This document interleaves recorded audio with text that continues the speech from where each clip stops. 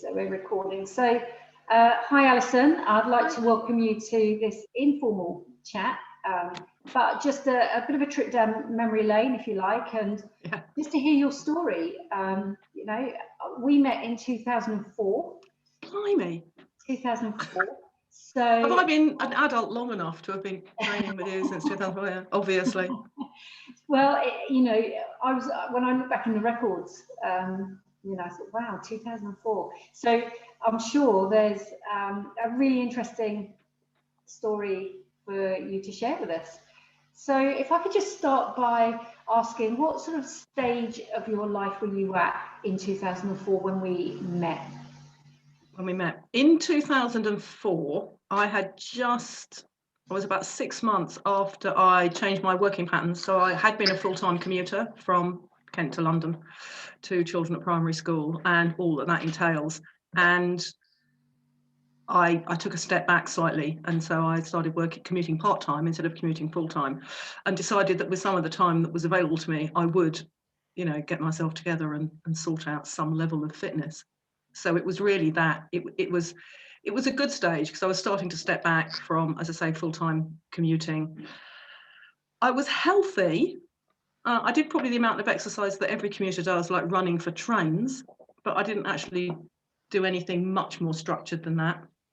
And decided that, I suppose, what age was I in 2004? Early mid-40s. And decided that I didn't want to really be middle-aged, to be perfectly honest, and that there were some fitness things that, you know, I knew would help me. And I'd done bits of exercising, you know, I joined a few classes like we all did way back. I'd never been to the gym. I was self-aware enough by that age to know that I would never just go to the gym on my own. You know, I'd never joined a gym. I'd never joined a gym and not, you know, paid the subscription and never gone. I knew I would never do that. So the way to get proper fitness information and instruction and do it right, because I didn't know enough myself, was to work with a personal trainer. Interesting. But I knew that I would never go to the gym, even if I had the subscription.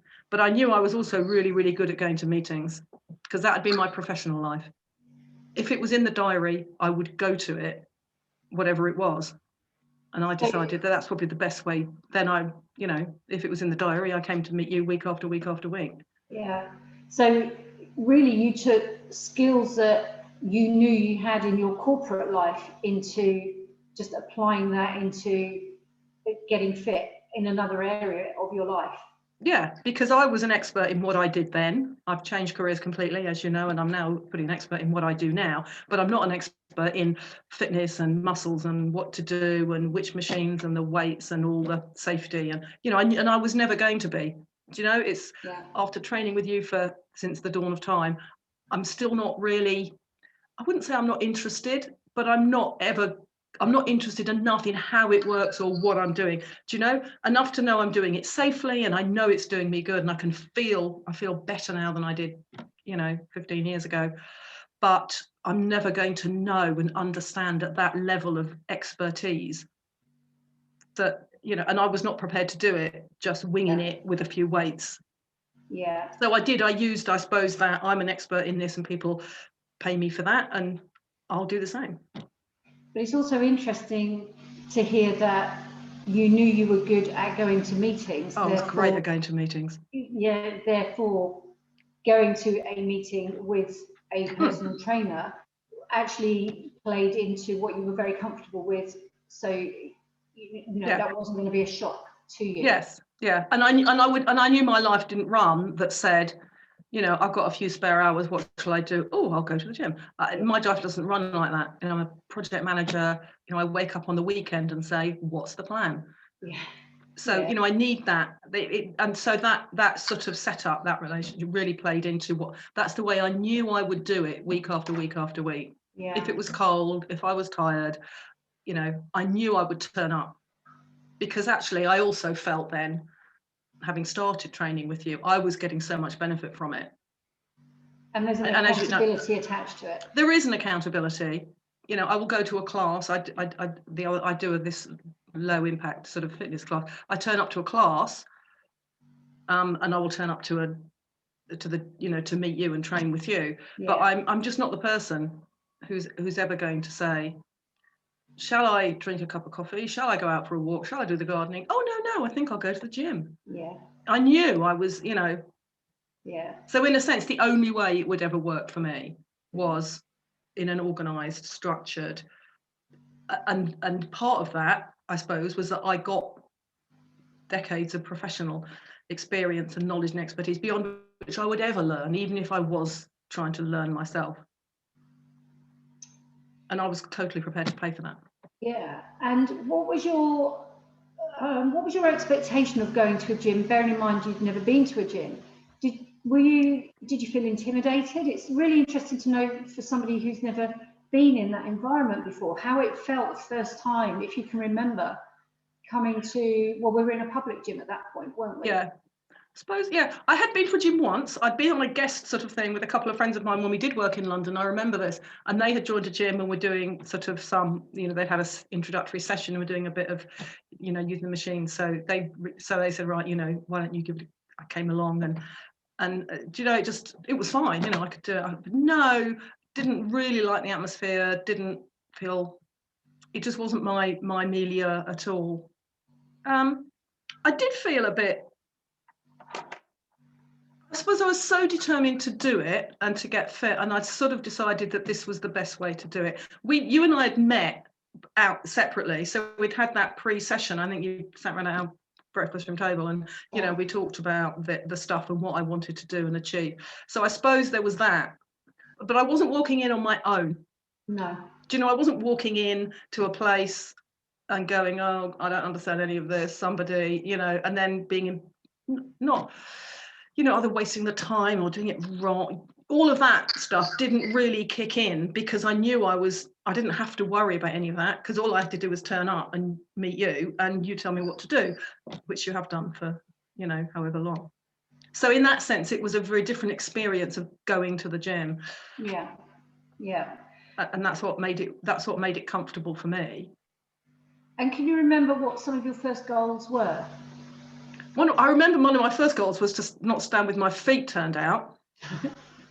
I'd done ballet as a child, not very well and not for very long. 5-10 years, I suppose, as a child, and I wasn't ever very good at it.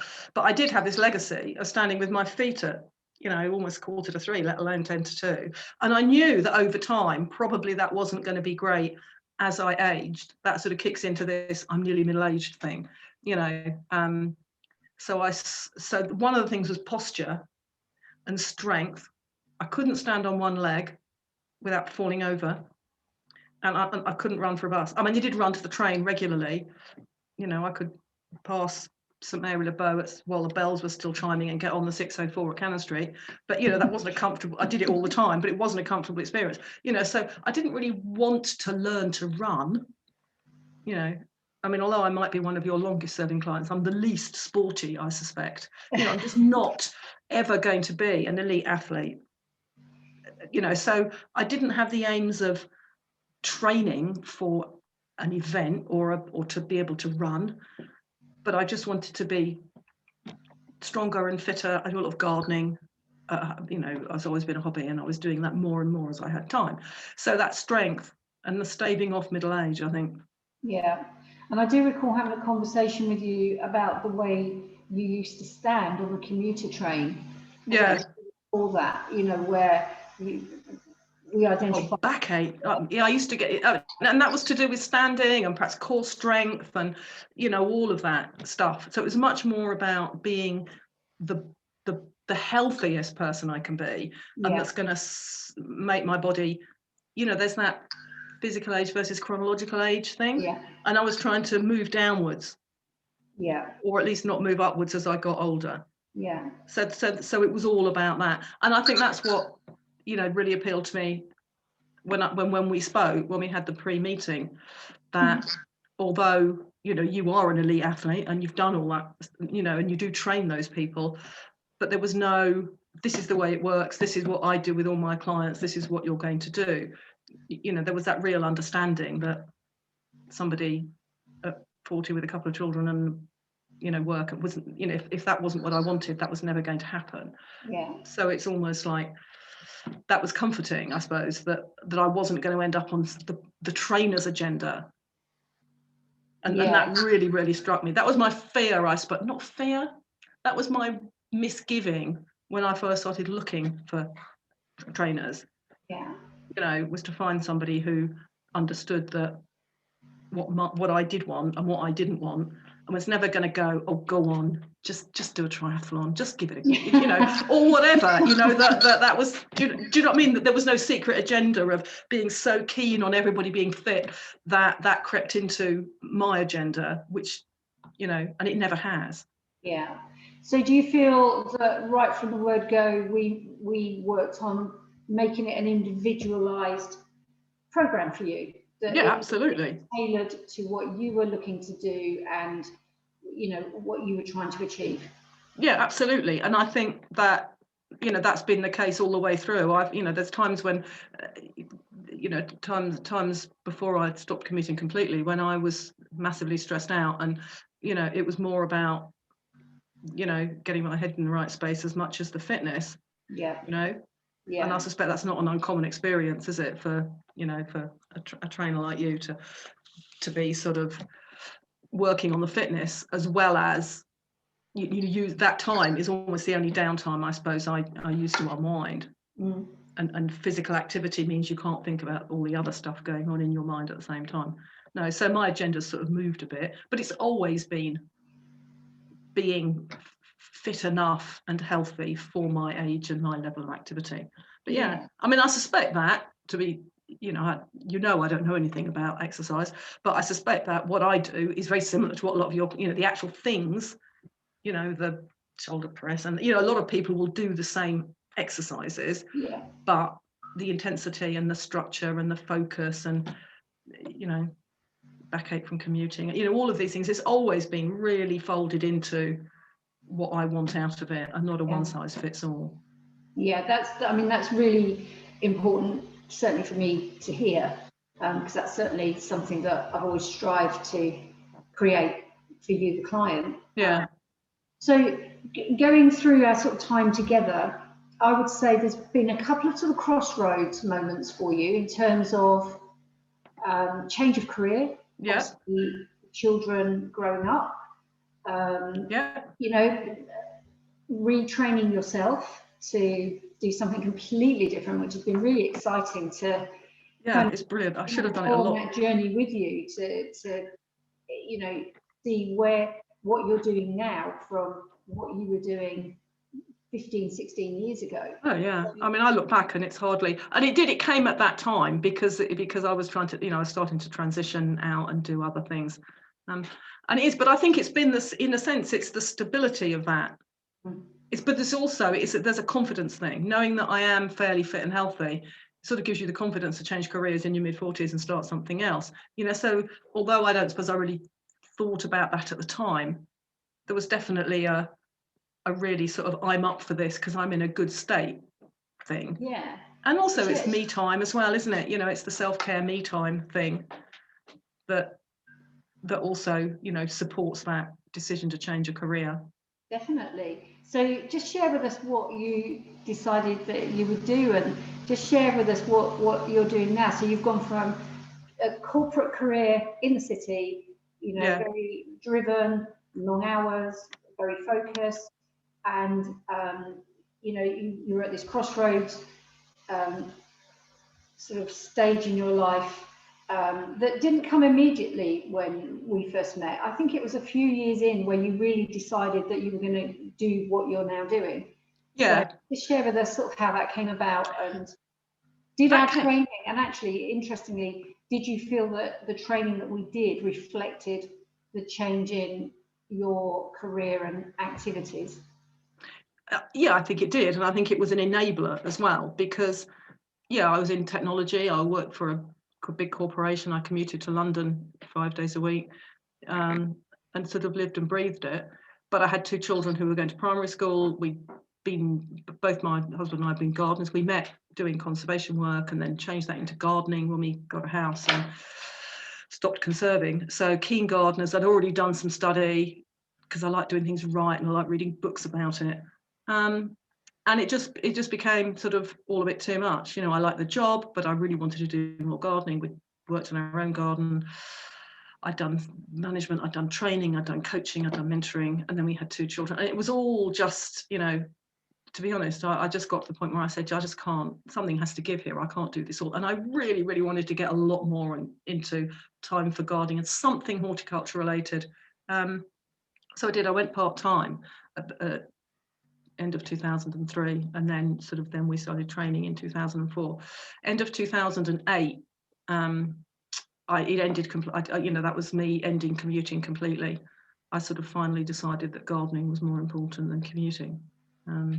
And so I became a gardening advisor. So I even despite the training, I knew I was just a bit too old to become a full-time working gardener for somebody or a you know, head gardener. I was never going to be a head gardener in a big organisation. So I used the coaching, the mentoring, the project management, and all that, and the training skills I'd acquired in my corporate career to apply the same and help people with their individual gardens. And then a bit later, I suppose, well, a long time later actually, 2015, 2016, I discovered that as well as knowing that gardening is sort of good for the soul, the whole area of using horticulture as a therapy came through. And then I started, so I did some more training, and now do a lot of work in therapeutic horticulture, help using gardening for well-being. But it's physical, you know, it's out there. It might be out there teaching, it might be out there, you know, whether I'm out walking around somebody's garden in the rain or the cold, advising, doing pruning, or out teaching and out physically working in my own garden. So it's it may not be massively energetic, but it's a lot more physical than sitting at an office, you know, going to meetings. Absolutely. So I think the training gave me the knowledge that I was going to be fit and healthy enough to do that, obviously notwithstanding any, you know, real problems, unexpected problems. It gave me the sort of headspace as well to think it through and decide that this was what I wanted to do, and you know, that there was a whole thing. And I certainly felt, you know,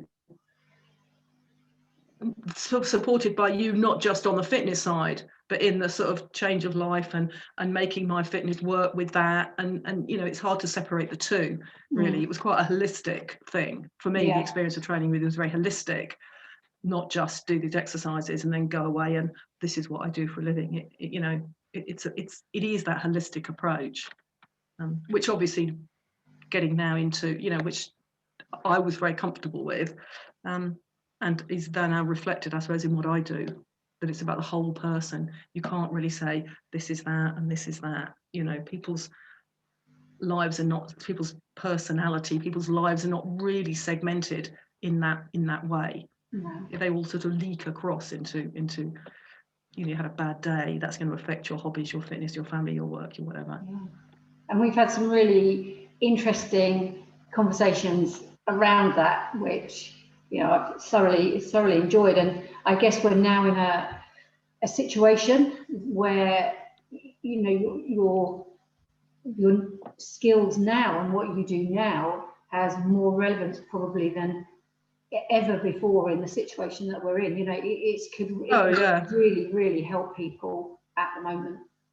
Yeah, I think what's ironic is the actual therapeutic sessions I was running were all for people who classed as vulnerable. So those stopped day one of lockdown. But there's training and talking. I still do teaching.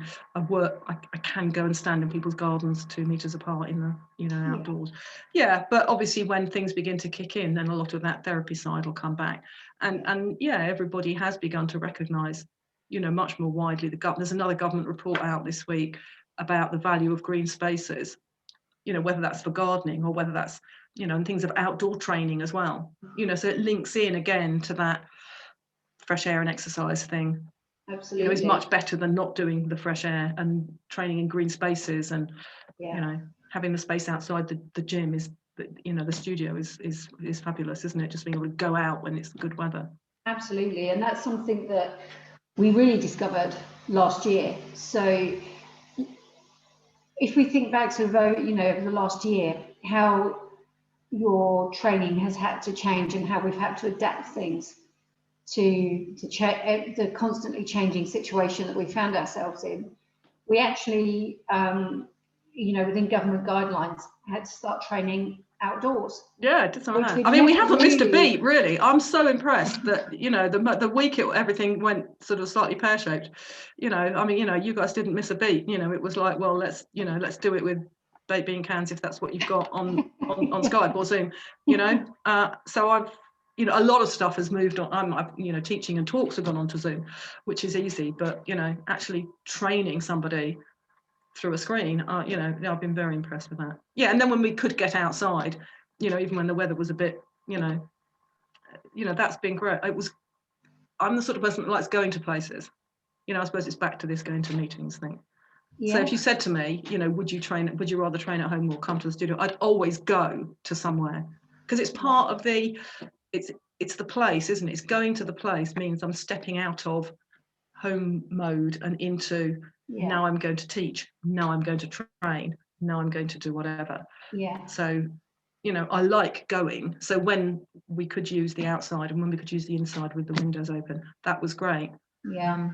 But when you can't, you can't, and it has been really important to me, the continuity. Because I mean, back to this, I would never go to the gym, I would never, I'm starting some running now, but I'm never going to go, oh, I'll go out for a run, that's so not me, is it? So however much I wanted to, I know that the exercising on a regular basis has been because we've met, over Skype, and it's just that slot in my life when this is what I do, and that, it's the only thing that hasn't changed. Yeah. The last year has been all over the place, hasn't it, for everybody? Yeah. But just that sense of sort of, and part of it is control. People get very stressed when there's nothing in their life they can control. Yeah. So that one regular thing that is under my control, that's, it's worked in the circumstances. It's worked phenomenally well. Would I have preferred to have none of this to have happened and just life to have gone on as normal? Of course, in so many ways. Yeah. But it also taught me that we had done enough work for this to be able to happen. So you knew enough technique around the exercises and the flexibility work and the abdominal work and the work that we do. It was great because we could continue that on a screen. So even though it's never going to be ideal, because I like being with my clients, I never realised that we could carry on doing this until we tried it. Yeah, and I think you do. It was going to be a thing. It would never have occurred to me to train or coach clients this way. And I think it's opened up all sorts of possibilities for, people no longer have to be just down the road or within driving distance. For all sorts of things. I mean, my talks, and I do gardening talks, and I've talked to people from all over the country. I mean, I usually have to look up where they are in order to do the talk. I've never heard of these places, and I would never get. I range around. I drive across Kent, but I would never get to see those people. And I, the training, it's the same, isn't it? It no longer actually matters. But I think it is important to have got that level of, that I do have that. I do know what I'm doing effectively. Yeah. I probably couldn't put a program together in a meaningful way that says, oh, we've done every muscle group this week, can't do that. But, I know what the individual exercises are. Yeah. And I think usually, it all comes flooding. I don't remember from week to week what I've done, but when with a bit of prompting, it does all come flooding back. And I know, what's trying to say stable, what's trying to move, and I think it would have been very hard for me to have done that from nothing. Yeah. If I'd never done those exercises with you or with somebody else, if I'd never done them at all, that explanation would be a lot harder. Yeah. And obviously it's harder for you, Sorry? I was going to say, but also then through the screen, although you can see people, it's harder, I guess, to know exactly which muscles are and aren't contracted, and whether they're doing it right or wrong through a screen. I think a lot of it is to do with sort of camera angles more than anything. You don't get that 3D view. So generally in the studio, I can walk around you. You walk around, yeah. I can look from various angles, and you don't get quite the same sense of that on the screen. But as I say, you're very able. So it works very well, and I guess I don't have too many worries that something's going to go horribly wrong, and I'm sort of watching it unfold. Yeah, no, yeah. Without any sort of a way to intervene or yeah. So that's very helpful that we have that longevity. I think it is, but also it also speaks to your level of experience in knowing what you can ask people to do when you're not in the room. Yeah. And what isn't. Yeah. I guess that's understanding the client, isn't it? Just knowing the client. Knowing the client and what they can do and what they can't do and what's suitable. But it's it's the progression. For me, I think it's the looking back at what I did 5 years ago, 10 years ago, compared to what I can do now, the number, the repetitions, the control, the weight, all of those things. I'm probably much fitter at my age, pushing 60 than I was in my mid 40s. Which is fantastic. Yes. Yeah. So we talked about sort of these sort of crossroads moments, and I felt there was another slight one when we restarted after our Christmas break, when you sort of talked about what you were aiming for in 2021, which again was really exciting to hear, and it sort of led on to something new again. So just share that with us. Yeah, that's more about sort of being less committed to the current, to where I live at the moment, and finding ways for me to do my work. Obviously Zoom's opened that up as well for me, but also getting to the age where I'm going to retire and my husband's going to retire, and we're trying to be a lot less committed to this physical location, which means that we can both in work that we do and also everything else, we sort of want flexibility to to be away. We want to be away somewhere for a month in the summer, or 2 months, or 3 months in the summer, hey ho, who knows? But we need ways to work. Both of us is pretty part-time now, ways to work, but also, to do the other things we do, to stay in touch with people, to train. Hopefully I'll spend more time in a slightly warmer climate, so well, I might even go running, if I definitely swimming's much on the agenda. We're hoping to do a lot, if we're hoping to be away more, and then swimming, I think, is going to come back up to the fore. But it was running I was alluding to, actually. When we had a conversation after Christmas, and you said, right, 2021, I'm just going to do things. I'm just going to. Yes, I'm going to do things. And and part of that is this. Yeah, I know. Part of that is the sort of, I'm just fed up. 2020 was, we weren't ill. We don't know people who suffered really badly in this whole pandemic, but I've just got so fed up. I'm still saying things like, last year, and that's 2019 for me, the whole thing just got compressed into almost nothing. And you think, I'm not going to do that anymore. So part of it is the flexibility to be elsewhere, but also deciding to just do stuff.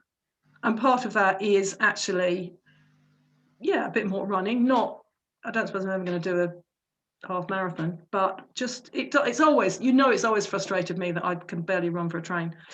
I'm not an endurance athlete, and I know I'm not an endurance athlete, but we are now. I went out in the snow last week. Trying to go out this afternoon. I was busy this morning, but it's a bit brighter now than it was this morning. So it's better than it was this morning. Yeah, so I'll go out there. I'm trying to do that twice a week in amongst the But if I decide to do things, and I have a plan, But just saying I'm going to go and do a bit of running, that would never have happened. No. But, you know, even just that short plan from you about week 1, do these intervals, week 2, step it up to 6 intervals or 90 seconds, you know, that's a plan. And I will go with the plan and do it almost, you know, whether I really feel like going out for a run or not. You know, I know I'll do it. Yeah. I'm trying to go Wednesday, Sunday, you know, again, I can't just say sometime in the week I'll go. It has to be, I have to make a decision to make that time. Absolutely. On these days. Yeah. Yeah. Good. So that'll yeah. So yeah, I think 2020 was just, I don't know, I just got fed up with it. You know, I just got bored with stuff not happening and bored with looking back and saying, actually, stuff did happen we did do stuff in 2020, but it just was all folded under the whole pandemic thing. Yeah. And with light at the end of the tunnel that we hope is light and not we hope that it's light and not the headlight of an oncoming train, you know. But assuming it is light at the end of the tunnel, then I want to be there, you know, start now to do stuff. Yeah, which is a great philosophy, I think, and you know, a great meaningful way to kind of go on, and I think, you know, people hearing that will be very inspired, because I think it might be very easy where we're at the moment for people, but people are being, you know, really fed up now, and to lose sight that you can get through this and you want to get yourself ready to go. Yeah, exactly. When we can. So, you know, I think that's a very inspiring thing to share, Alison. So, but I think an awful lot of people have come out of this saying, you know, I've realised how short and how precious life is, and how we, you know, and I'm not going to say in 5 years' time I'm going to do this, in you know, spending more time with people instead of working, and you know, there's a lot of that. A lot of those thoughts are around, aren't they? Yeah. But yeah, definitely. So. Yeah, I think so. But it's also a bit about the control, isn't it? You know, taking the initiative instead of just sitting back and letting it happen. Yeah, is part of it as well. Absolutely. So, is there anything else that you would sort of add in, or any questions that you would have for me while we're sat here chatting? I don't think questions. I think I would say the thing, I suppose, when I first started this way back, you know, I didn't actually contact that many people, because what I was doing was sort of the big thing I didn't want to do, and this is probably another one of those not really understanding how it works, but what I didn't really want to do was end up working with a trainer not who only had an agenda, but was also, you know, 25 years old, fit, healthy, single, no children, you know, and I felt I wanted somebody who was just going to be a bit more sympathetic than that. And I'm sure there, you know, I didn't meet anybody like that, so it's probably a false premise, but, you know, I like the fact that, you know, I felt there was going to be some level of understanding, you know, and you were totally on my agenda. So I think that's the, you know, that's the thing. And that you can count, because I can't count while I'm doing exercises. That was the crucial thing, was a trainer who could count, because I can do the exercises, but I can't keep count at the same time. So, you know, if I'm doing 8 or 10, I've just no idea until you say stop. Well, there'll be a few people listening to this who'll be shouting at the screen going, no, she definitely can't count. But that's very kind of you to say. Because I just can't. I don't know. I'm quite good at I can multitask in many ways, but it appears that, you know, doing a whether it's a press up or a leg raise or a fly, I just can't do them and count and keep count at the same time. Not even to 10. I mean, how dreadful is that? Well, I guess it's my job to keep an eye on the numbers, and, you know. That's what I know. I suppose in a sense I outsource that to your expertise. Because actually it doesn't matter to me whether I do 8, 10 or 12. You know, honestly, it just doesn't matter to me what the number is. What matters is it's the right number of whatever it is, with the right weight for me at the time. Absolutely. And effectively that's, you know, that's your expertise, isn't it? That's providing that service to me. So, you know, effectively I'm just paying you to count instead of me having to do it, you know. Well, that's very kind of you to say. I think there'd be some people saying, you know, maybe counting on a Friday is different to counting on a Tuesday. Well, perhaps you're not counting either, but you're just saying, oh, you know, do you know what I mean? Perhaps you're not counting either, and you're just going last one at a certain moment, and I don't know. So perhaps your secret's out then. No, I do try and keep an eye on the numbers. Well, it works, you know, it works for me. Yeah. So I, you know, there's all sorts of things, and I just, you know, on so many levels, this has worked for me in a way that I honestly, you know, I'd never worked with a trainer. I'd never bothered to find, you know, to work with a trainer. I'd never bothered to try and do this stuff because I didn't know how well it would work for me. Yeah. But it has worked, and it continues to work for me, you know, in these bizarre circumstances. Yeah. You know, beyond, I suppose, whatever I expected 16 years ago, whenever we started. Well, I'm delighted, Alison. I'm delighted that, you know, you've enjoyed it and you feel like you've got, you know, the things that you needed out of it. And obviously, hopefully, we're going to continue to do that. Yeah, I just want to say thank you because, you know, it's fascinating to hear the journey and the story, because although we have a conversation every week, we've never had a conversation like this. So no, I suppose not. You know, and I think it's, you know, this particular period that we're in is a great time for us to reflect and, you know, even think forward. Okay, well, how do we make this even better for you? You know, and continue to make it work really well for you. So I agree. It would be nice finally to get back into this. It would. We will. Do you know, I think that's the thing, that it's like everything, isn't it? I can't wait to go and drink coffee out of a cup in a cafe, you know, at some point as well. But it's those, it's not the huge things, you know. I mean, I work from home anyway, so you know, for other people it's like getting back to work and getting their life, but for me, the things that the anchors in all this, the things that I think that people miss are actually the smaller everyday things that just make your life a better thing, better experience, isn't it? Absolutely. You know, and certainly meeting and training is one of them for me, and has been for a very long time. Yeah, it's a great thing to work in the same room, you know, and I agree. To be able to, you know, change the program as we need to and make the adaptations. If something's not quite right that day, we can change it. And, you know, all of those things are simpler when you're in the same room, I think. They are, but there's a mindset thing too about going to something and doing it. Yeah, because you're which has worked really well. I have a separate room, you know. I don't do it. We're lucky. I've got a room that I use, and it's a separate room, and I can roll the carpet up, and nobody comes in, and it's not used as a dining room, you know. So in a sense, that's my separate room for doing this. But you know, I'm sure it'll be much better when we're back face to face. And we will be at some point. So I guess so. I guess so. Yeah. Well, thank you so much, Alison. I've really enjoyed chatting with you and listening to you, and very happy to. You've enjoyed it as well. And I don't suppose I've thought about much of that, you know. I don't think week to week, month to month. You don't look back and think, you know, why did I do it, and what's it done? It's been an interesting, it's interesting for me. And I think you know, as you say, everybody's, you know, different people have different stories, and they all resonate with somebody, don't they? Absolutely. So thank you very much, and enjoy the rest of your afternoon, and we'll speak on Friday. Take care. All right, and you, Alison. Thank you. Bye-bye.